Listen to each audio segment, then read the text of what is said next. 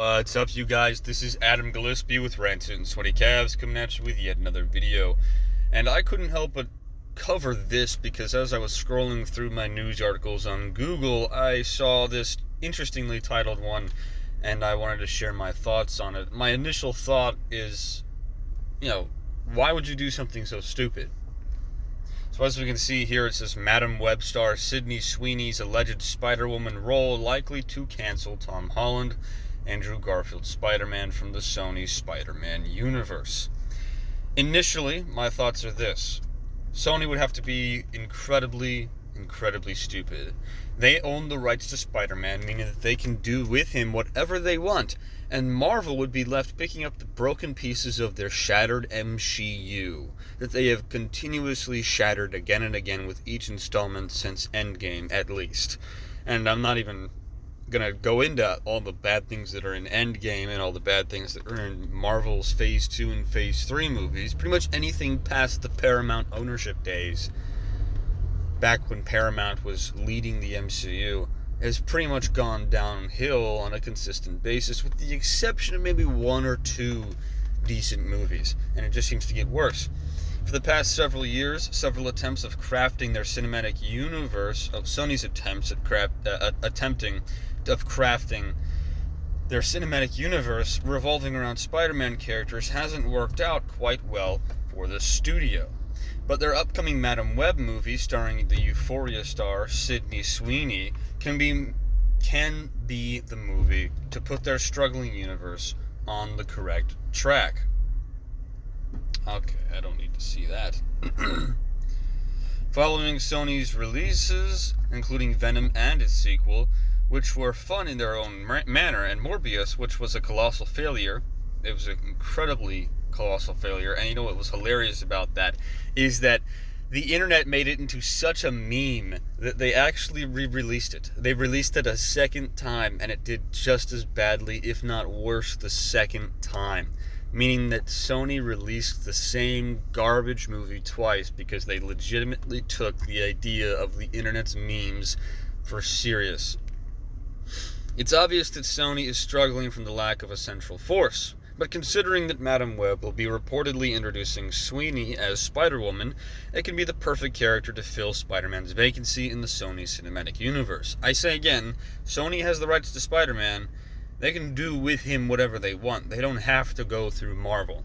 Marvel gives him a little bit extra publicity, but considering the fact that they can literally say that they bore the brunt of the production budget for the Spider-Man No Way Home, Spider-Man Homecoming, and Spider-Man Far From Home movies, you could make a pretty decent argument that you guys have some level of understanding as to how the story should go, and then you could just get someone like Mark Webb, the guy who actually, not Mark Webb, I just forgot the name of the director. You can get the director from the Marvel movies to work on the projects with you for the Spider-Man films, or you could bring back Sam Raimi, or you could bring back somebody else, and actually make sure that you stick to some sort of comic-accurate Spider-Man storyline, and you would have everything you could possibly need. You wouldn't have to use the Avengers, you wouldn't have to use the rest of the MCU. There's plenty to go around in the Spider-Man storyline alone. Even though Sony previously tried to bring Tom Holland's Spider-Man into their cinematic universe, which eventually didn't end up going their way, it seems that Sony is looking past the webhead.